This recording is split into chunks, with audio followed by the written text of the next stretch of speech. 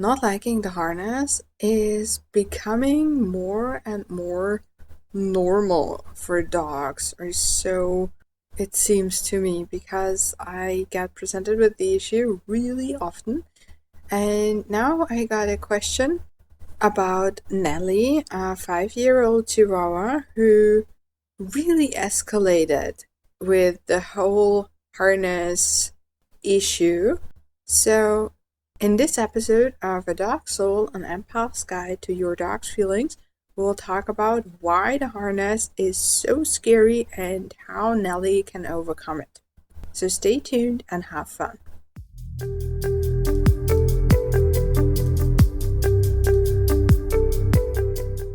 Alright, so Nellie is a 5-year-old Chihuahua. So a small dog, and small dogs often have a very specific issue with humans. And that's just a little bit natural because of how we are built and how we act. But let's start at the beginning. Nellie was adopted as a puppy, and she was actually from what they called a presentable breeder or a good breeder or whatever. So how I understood it was that the breeder actually introduced the puppies to a lot of things and worked with them and showed them the world, and everything was peachy. Nellie was a very open little puppy, so no bad experiences in the puppyhood. And she was used to a collar, but not a harness. And her mom says she wanted to walk her on a harness because it's more comfortable. And as a puppy, Nellie pretty quickly started pulling. And to be honest, if a small dog pulls, it's not that big of an issue most of the time for the humans, but it is for the small dog.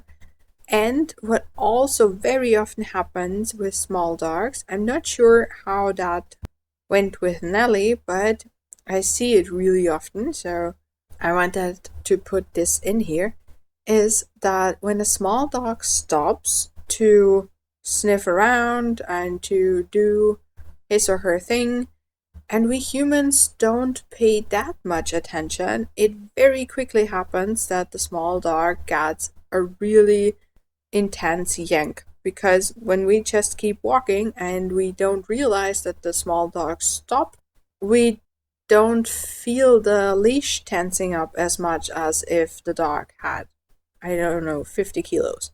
So a small dog is pulled along more easily. Again, I don't know if this was the case for Nellie, but if you have a small dog, be aware of that. It's really uncomfortable for the dog, and it's just something that we have to pay attention to. Now, for Nellie, the harness was an issue right from the start. So she needed to be held by one person, and the other person put on the harness. And this is something that's really common. It's really common to have dogs who are afraid of a harness or just don't want to put the harness on. Tell me in the comments if your dog is one of them. I would love to know. My dog definitely was. Sammy was gone when I came with a harness. So I know how it feels and I know how frustrating it can be, but it is a real issue for our dogs as well. And it mostly stems from the human being really impolite to the dog while putting on the harness, which is normal because it's just we are way bigger and we are upright. So we bend over to put the harness on the dog. And while we do that, we put our hands in the dog's face because we have to put the harness over the dog's head. And this is very impolite. It's very uncomfortable. Imagine you were sitting on a bus somewhere and somebody just comes really close to you and puts his hands on your head. It's a little bit different because that's a stranger and you are not a stranger to your dog. But if your husband or your wife or your partner or your kid or whatever did the same thing, it would be really uncomfortable as well. You would at least get startled a bit and start asking, hey, what's going on? Oh, why are you doing that? And our dogs often do the same thing. They walk a few steps back and they look at us really questioningly, and they show us that things are uncomfortable. They lick their lips, they avert their eyes, they turn their head away. And that's when we get annoyed because the dog is just not holding still, right?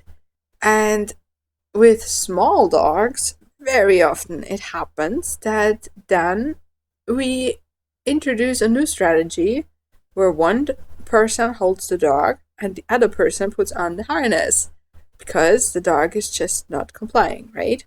Now, for Nellie, she did not have a harness that went over the head. She had a harness that was one of those soft ones that the dog has to step in. So her mom had to lift her paws and put them in the harness, or they just grabbed her, lifted her up, and then placed her in the holes of the harness so they can close it. Again, this is very intrusive for a dog, right? Because you wouldn't want to just get picked up and then placed somewhere. That's just, yeah. And if somebody came over and just took your leg and put it somewhere, it's weird, right? I mean, it's really intrusive. And for dogs, it's the same thing. They just have somebody do things to them that they did not consent to. And that is very uncomfortable. It's not a nice feeling. And we have to understand that. So this was when Nellie escalated more and more and more. So she started hiding under something.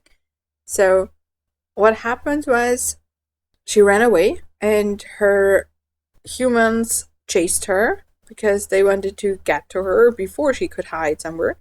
And if they were too slow or Nellie was too fast, however you want to have it, she hid somewhere. And whenever they got to her, sometimes they didn't because Nellie just found a spot that was very far in and they couldn't reach her. But usually they could reach her and they just pulled her out, and then again, same procedure.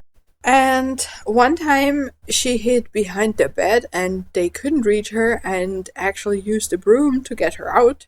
And again, this is not the first time I'm hearing things like that. It's something people do. So, yeah, I don't want anybody to feel bad when they did something like that because it's not that uncommon, right? What I want to do here is give you an understanding of how the dog feels about it, right? So, again, this is something that is really uncomfortable for the dog. The first reaction to run away is already a very intense stress reaction. And what happens when dogs can't run away anymore is that they change the stress reaction. Maybe you've heard of the 5 Fs: flirt, freeze, flight, fight, and faint. Those are the strategies. So some dogs goof around when they get uncomfortable. Some dogs just freeze, so they move really slowly or stop moving. All of that really doesn't help them in the situation with the harness. Fleeing helps them, but in this case, it didn't because it became more uncomfortable, right? Because her humans chased her and they pulled her out and then again put her into the harness. So, what happened was, on one horrible day, Nellie decided that her strategy was no longer working and she needed something that did. So, I do not know if there was something different, if there was something unusual going on, or if Nelly just decided that this was not working. But when they reached for her the next time, her mom reached for her, Nelly snapped. She came out of hiding and straight into her mom's face because it was some kind of furniture where her mom had really crouched down and her face was level with Nelly, and Nelly shot forward, or so she described it to me, and bit her. And she bit her lip and actually did some damage. So it was bleeding, and lips bleed pretty quickly, right? And they bleed heavily. So it looked really bad. It wasn't. It healed very quickly, but still, it's a situation where you lose trust of your dog. That's something that's really bad, right? If a dog bites a human, especially if it's a caregiver, it's bad. So that's when they stopped.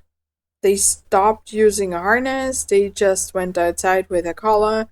Nelly pulled, and then something changed. I think she had an inflamed larynx or something like that. Anyway, for some reason, they decided to go at the whole harness thing again. And that's when they asked me. But it wasn't just the harness anymore. And this is definitely connected. The taking her paws and putting them into the holes of the harness transferred to her really having an issue with getting her nails trimmed. It might be the other way around. We can't know, but we know that Nelly definitely had an issue with getting her nails clipped or trimmed or whatever. So they had to take her to the vet because at home she tried to bite as well.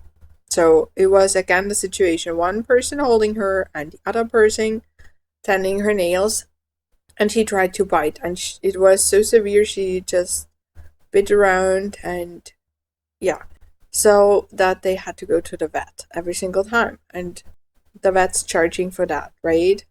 A groomer wasn't an option because there was no force-free groomer in their area, and Nelly was more quiet at the vet's office because she was more afraid, so she was in a freeze, and that was easier to handle. So yeah, that was another issue. So every time it came to her paws, it was an issue.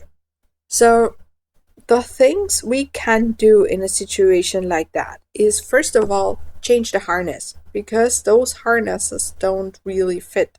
They are too restrictive in the shoulder area. They are too close to the elbow, so they chafe, and this is again uncomfortable, and we want our dogs to have a harness that they are comfortable wearing, because otherwise training becomes much harder.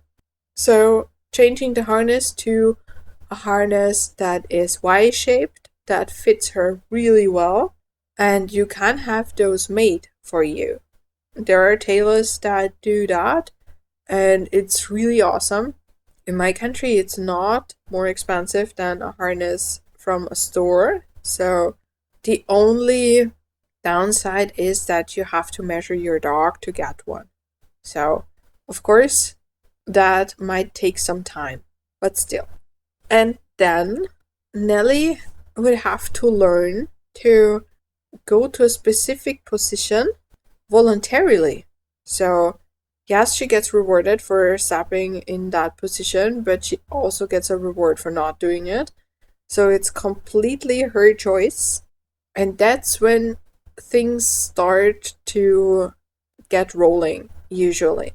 When the dogs get a choice, they like to do stuff with us, right? And if it's fun, and if we create a learning environment that's actually pretty awesome, so there are treats and toys and just happy feelings and everything's awesome, why wouldn't they participate? they like doing things with us, and we can trust in that. Even dogs who are afraid. So this is something that Nellie would, I'm sure, pick up really quickly because she liked to do stuff with their parents, right? So that's the first step. And I forgot to mention, for the harness, I like to use ones with a clip on the neck as well. So they don't have to put their heads in, they don't have to step in holes, they just have to stand somewhere and have the harness put on them without having hands in their faces or anything like that. And what Nellie would need, definitely, is a really high reward frequency. So really, really often that she gets a reward. And for a Chihuahua, the rewards have to be tiny, right?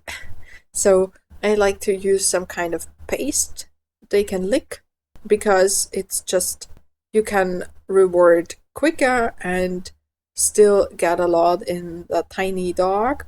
And you can even use wet food or even raw food if you just blend it and put it in some kind of tube or stuff like that. So this is how a reward can work.